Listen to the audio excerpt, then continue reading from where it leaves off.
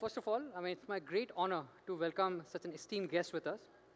And I personally feel that that will give us a great insight on what we want to achieve across actuarial transformation, both on evolving regulatory and technology landscape. One thing that's always come to my mind when I was thinking about any of the changes is a statement by Socrates that if you want to change, rather than focusing your energy on fighting the old, just try to focus your energy in building the new one. And that's what we want to do today. And we want to focus not just talking about what regulatory changes are coming in, not just talking about what are the challenges itself. We want to see what are the implementation examples that has happened. And before we go further, I just want to actually ask my fellow speakers to introduce themselves, and maybe not introduce themselves in a way they will do it on a regular way, but how would you do it outside any of the professional environment? So I'll ask maybe Tony to go first. Thank you very much for putting us on the spot there. So I guess I'm Tony. I look after actuarial for STG in Asia Pacific. An interesting fact about myself is that, well, I've got two interesting facts. One, when I was a youngster, I used to be able to do the Diabolo, which is essentially you have two bits of wood with a string in the middle, and then essentially you've got this egg cup reversed, and you're able to flick it high up in the air many times. So I was able to do it, sort of higher than the ceiling. I guess the second interesting fact about myself, I don't know how many people are familiar with Malaysia, but there is the highest mountain in Malaysia, which is Mount Kinabalu, which is about 4,000 meters. I've actually climbed it 3 times for one reason or another. So yeah, that's it's probably not something to applaud. I did get altitude sickness. I did feel sick at the top, but yeah, that's something else interesting. That is super impressive, and I think I'm still audible with all of you guys. Over to you, Devadeep. Thank you, Tony and Devadeep. Tony and Avnish, sorry. I'm Devadeep. I'm on the life and technology side of Aon Strategy Technology Group in PathWise. Interesting fact about me outside of work, I love to write. I hate public speaking, but I'm here. I wrote the graphic novel, The Last Actuary, so that was a 1 in 200 dystopian scenario of actuaries in the future in 2047. The story was there's only one remaining actuary in a large company, and everyone wants to get rid of him because nobody knows what the actuary does. So that was the plot, yeah. Super impressive. So it seems like we have a hiker and a thinker with us, and hopefully make it an interesting session. So I think let's give it a start, given an interest of time. The first thing I just want to talk about is more on the challenges part. What are the common mistakes that companies have made when they're trying to implement any of the regulatory changes, any of the new system implementation, and what has been, I would say, areas by which things have improved? Maybe Tony, given your past experience, if you want to maybe talk a bit about that. Yeah, sure, thank you. So I think, with any change in regulation, whether it's IFRS 17, RBC, or anything else, most companies start off with the gap assessment. And I know within the industry, there's probably a level of, let's say, exhaustion in terms of gap assessments. I know a number of you have been doing gap assessments for 6 to 12 months. And if you're anything like me as an actuary, you just want to get your hands dirty and actually start, implementing stuff and, getting things moving. So I think one of the things, we've also seen in, across the industry is the level of consideration in terms of how impactful the gap assessment is. In reality, if you think about the gap assessment, it's probably only taking you sort of 5% into the implementation journey, and it's not really where you are in a situation where things have actively been concluded. So from my perspective at least, the gap assessment is good to do, and you need to do it obviously to work out where you need to proceed next. But you should always have in mind the final target operating model and where you want to end up being. Because if you don't have that, it just ends up being a bit of a theoretical exercise. And it's a case of, are we, quite clearly, if you do a gap assessment for something like IFRS 17, quite clearly you're not going to have contract service margin already. So you need to be careful that it doesn't end up being an academic exercise, and it enables you to start thinking around what will be the final target operating model, and from that, what are some of the key decisions and key risky decisions that you need to make. Of course, all the gap assessments cannot be done without having every stakeholder involved, because you don't want to make any sort of initial decisions and then somebody a few months down the road then suggests, oh, actually, we should think of things a little bit differently. The one thing I know that gap assessments often consider as well is the data that you have in your you have already in your system. And the problem is, by considering data, you are actually going to be doing probably 2 or 3 different data gap assessments throughout the whole journey. So the level of focus, for the initial one should be more around, do we have the data? If we don't have the data, can we create the data, or can we make a sensible working assumption? Because essentially, you're going to have to do multiple gap assessments. You have to do the one at the start, and then that's even before you've selected any technology to support. So if you haven't selected the technology, how do you know that you have the right data to fit the technology to be able to run the numbers? So you will always have to do at least 2 or 3 gap assessments. And obviously, when you're going through the process in sort of selecting technology as well, you need to take into account whether there are any material differences to what the technology needs versus what you can provide. So gap assessment, I think, is something that needs to be done essentially, but it needs to be done in a view with a target operating model at the end, and it's likely that during the journey, certainly in terms of things like data, you're going to have to start re-looking at data several times throughout the journey, which may or may not change things. So for me, as an actuary, I like to get my hands dirty, so I would rather spend less time on the gap assessment and actually trying to address some of the implementation points and sort of moving forward in a collaborative manner within the organization. I think it's a wonderful answer. And I would say the point that you brought about how technology will play a very important role. Maybe my next question is slightly related. So, like a lot of insurance companies have a lot of different archaic systems, the way they're managing the data, the way they're doing the valuation. I know they've been always in a transformation journey altogether. But what is your feel, and with your experience, how technology can make a difference in this whole adoption of the new regulatory frameworks, whether it's going to be IFRS 17, whether it's going to be RBC Capital, and potentially even together?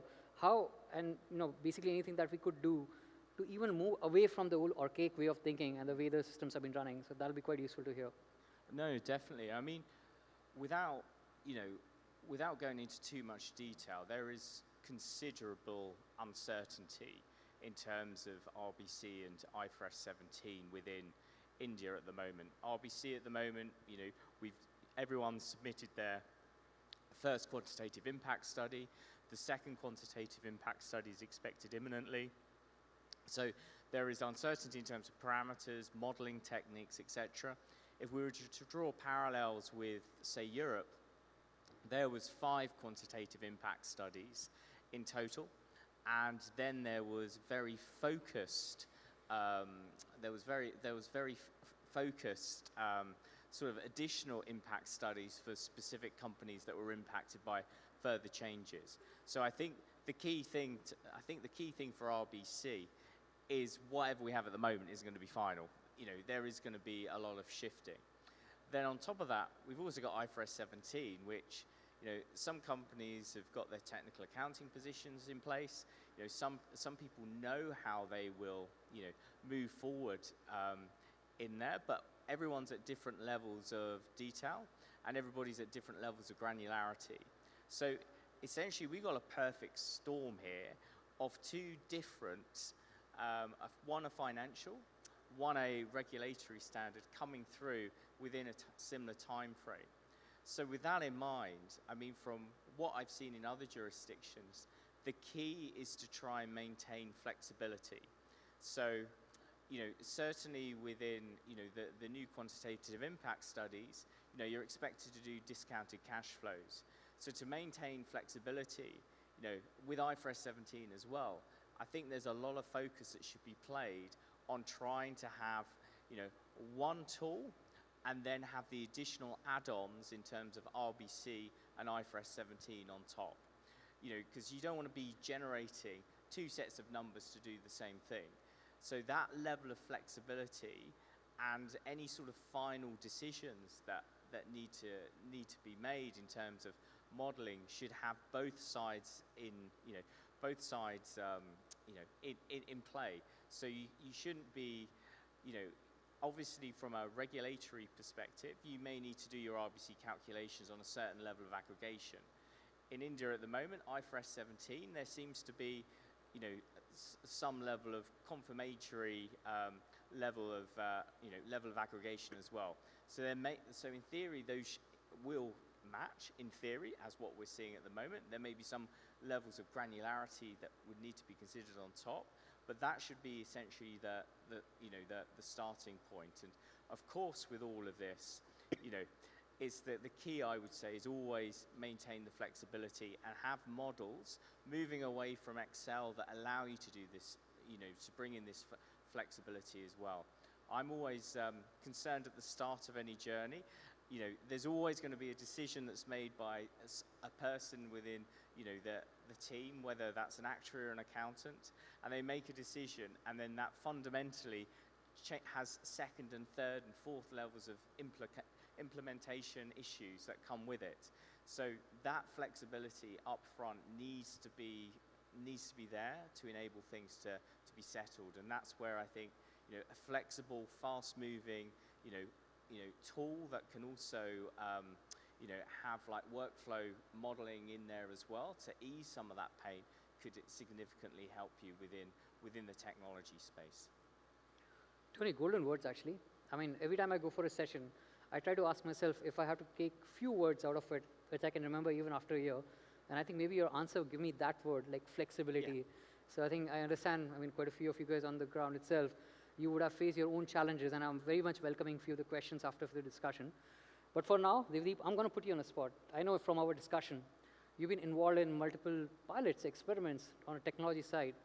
Then my question is, what kind of system or the process improvement you think would be necessary for both, not just Indian firm, but even outside global firm, to actually have these implementation through regulatory and technology changes coming through and effectively without any hiccups and challenges? Right.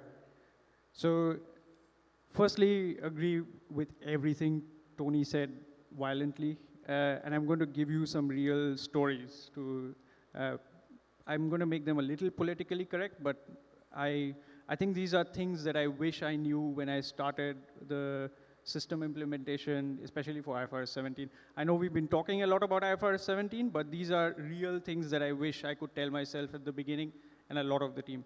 So I think we talk about systems, but in the end, systems affect people. So if there's a list of things I wish I could go back in time and tell myself, it's a very long list, but I'm going to say cost, process, and people. So let's take cost.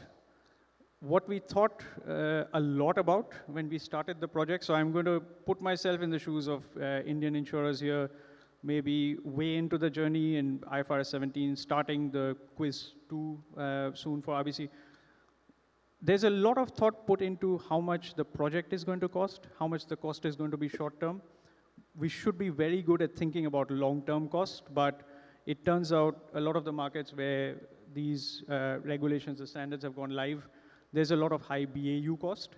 So not enough thought was put into how much the post-go live cost would be.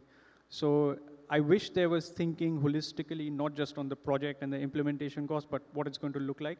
That's actually now the number one cause for companies to look for further transformation, where you would have imagined that people would have transformed if they had this regulation and this timeline of a couple of years or a few years to implement, that we do most of the transformation and then it goes into BAU, but no more transformation.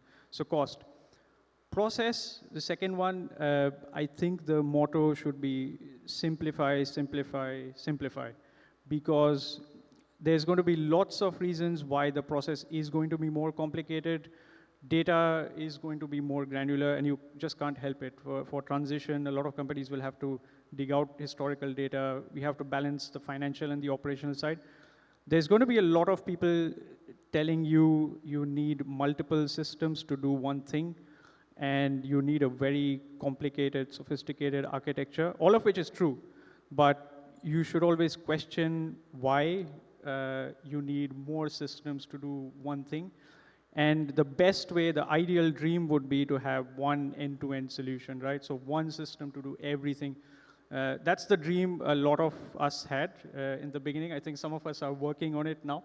But you won't get to it within the timelines, but try to simplify as much as possible. And finally, people. So people, as Tony said, you should start thinking about the org chart, the target state, in terms of people. Sometimes it's very uncomfortable questions about who's going to be in charge in the future. So actuaries, accountants. So a real story is when we started the project, we had to get actuaries, accountants, data analysts, IT, and project managers all in the same room talking to each other every day. And within the first week, I think the actuaries were saying, I don't understand the accountants. I don't understand the IT team. The communication is just broken. And this was because in the past, the actuaries and accountants had to talk forcibly once a month, maybe not even talk, just email one number for the P&L, at least on the life side. But now they needed to talk. So what happened was during the project, towards the end, the actuaries, accountants, data analysts, IT, all of them started behaving like one team. They were through the implementation journey. But then we realized we have the future post-go live org chart to think about. Who's going to own this process in the future? Because it's not just actual cash flows for accountants and reserves for actuaries. It's not as simple as that. So there was a big discussion about what the future org should look like. And the companies who did better on the people side were people who had this sorted out well in the early stages of the implementation. So cost, process, and people.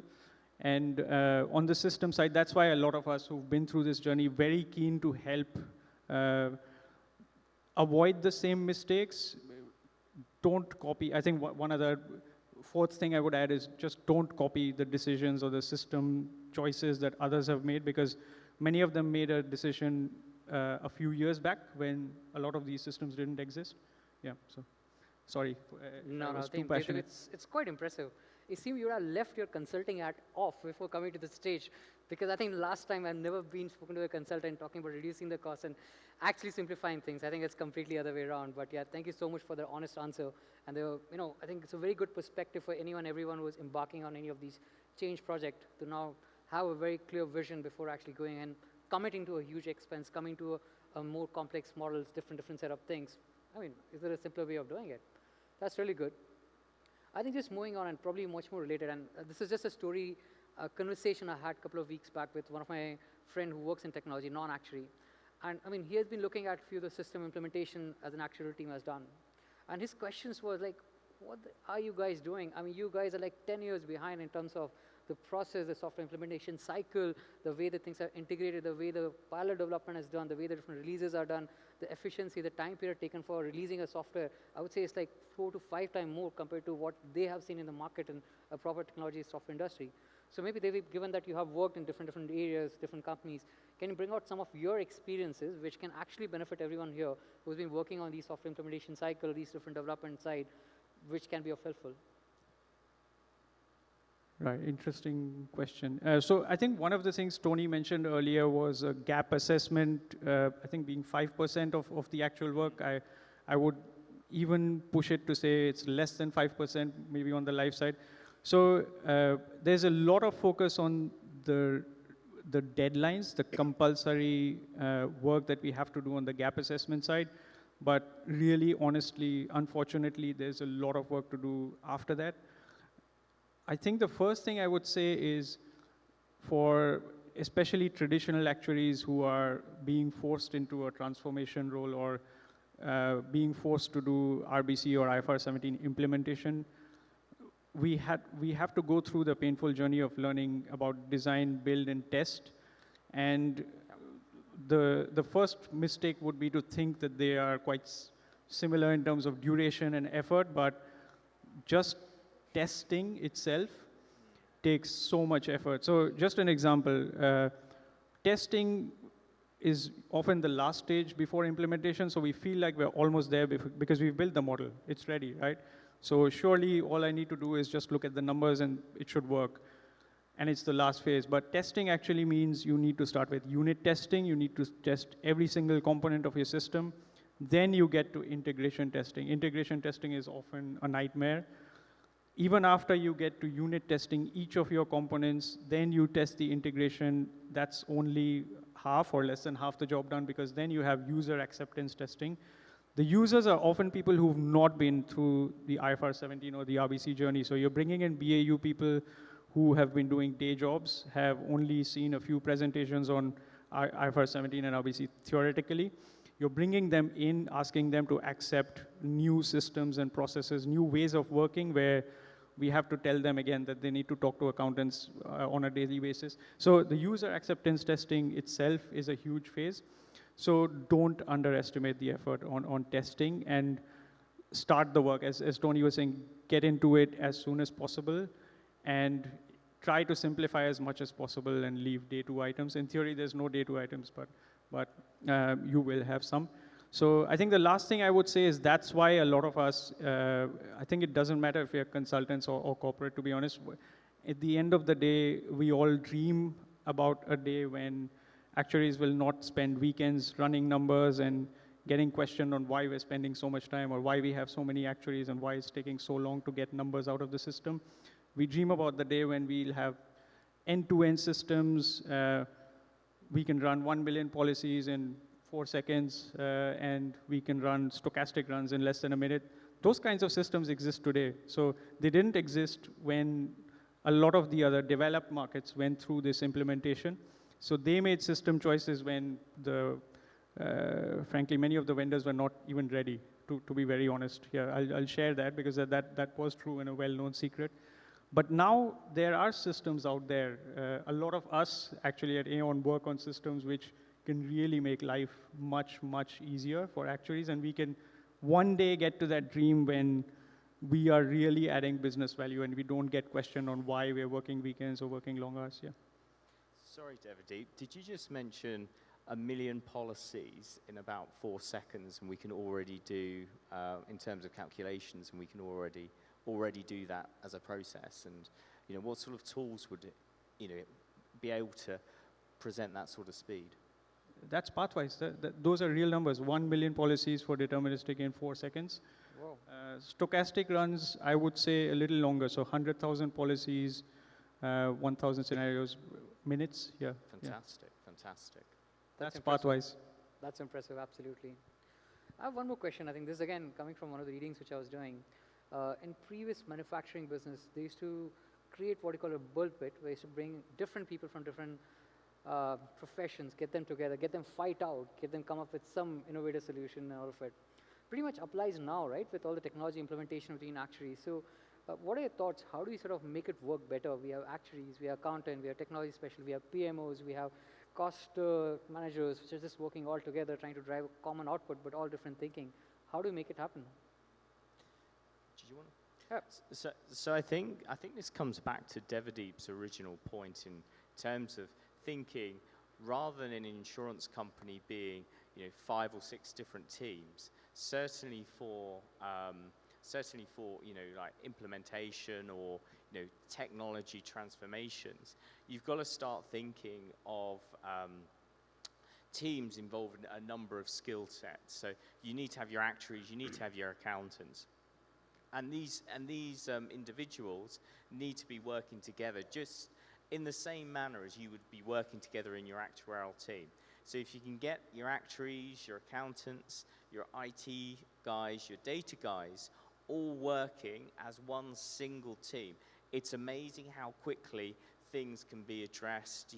You can have a meeting every morning, and if everybody in that room is trusting of one another and not seeing and looking at the commercial objectives of the business, it can make a massive difference, and you can achieve so much more than being 4 separate teams trying to link together. And where this really does make an impact, and I've seen it with some of the clients that I've worked with, is when one of the actuaries or the accountants realizes that there's been a setup in terms of how you want to apply the implementation of a certain requirement, and it's causing issues. Because then if everybody is working in the same team, you can bring this up and say, look, I don't think that we should be doing this approach anymore.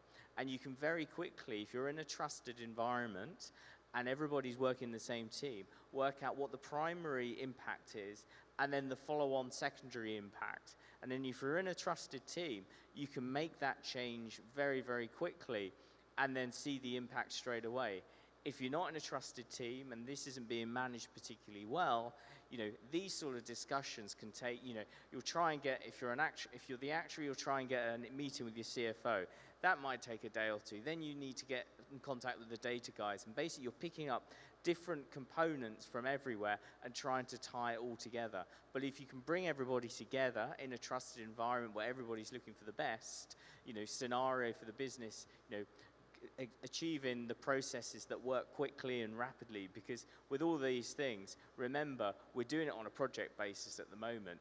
In a year or two's time, we're going to need to do everything on a BAU basis, which is probably 10 times as much work, but in the same time scale. So that level of community needs to exist between the project teams.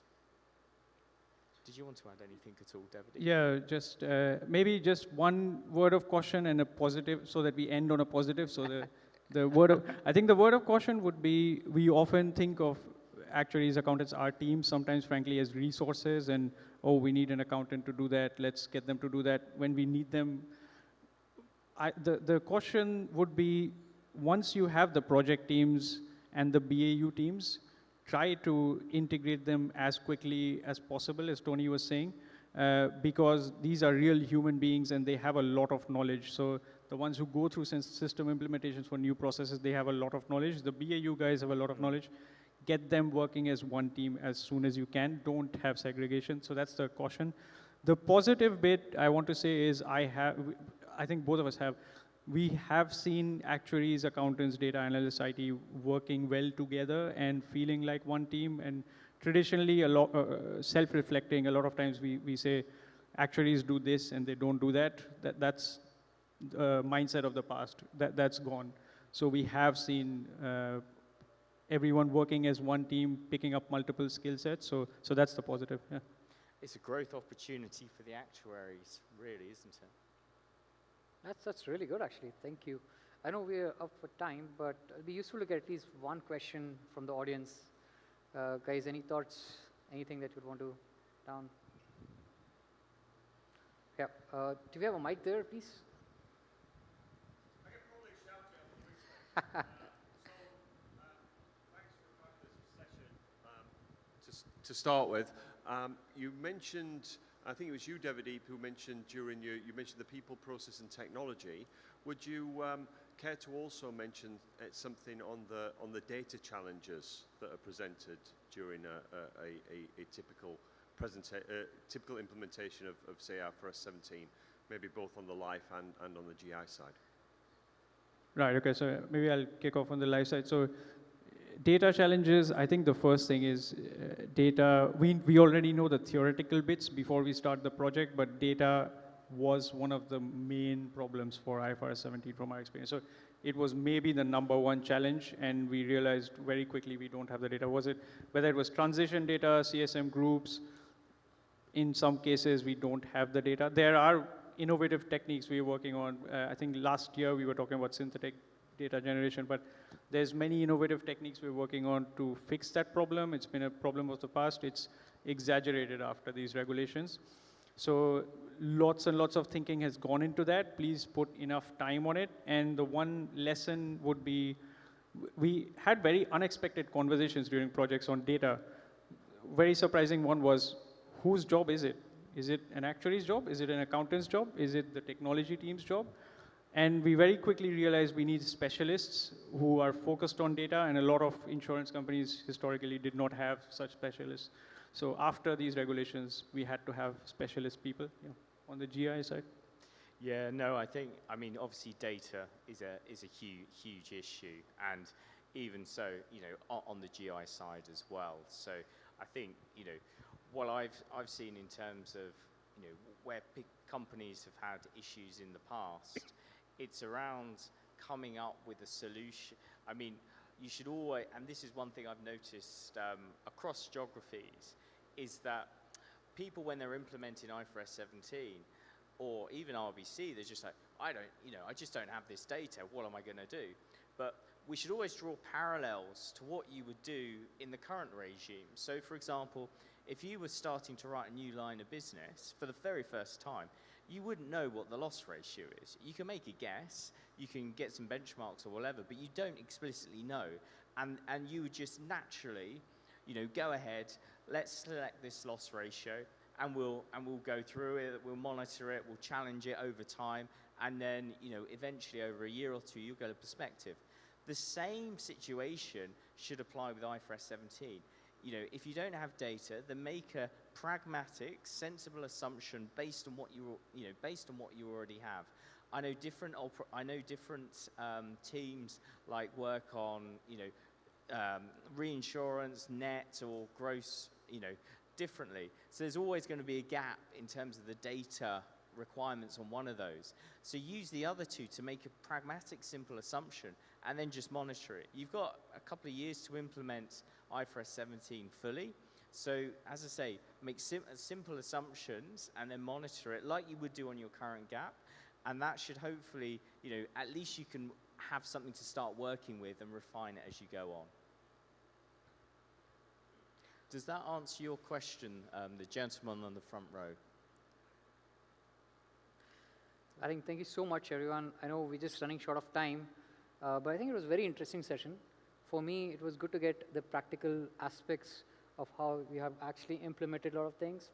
I loved I got a word of flexibility from the session. I'm sure everyone would have picked up different word. And I think very interesting conversation, a consultant telling me to reduce the cost and simplify things. Brilliant. That's a great thing. But yeah, I think very interesting session. Really loved it. So thank you so much for it. I'll probably pass on to you for that.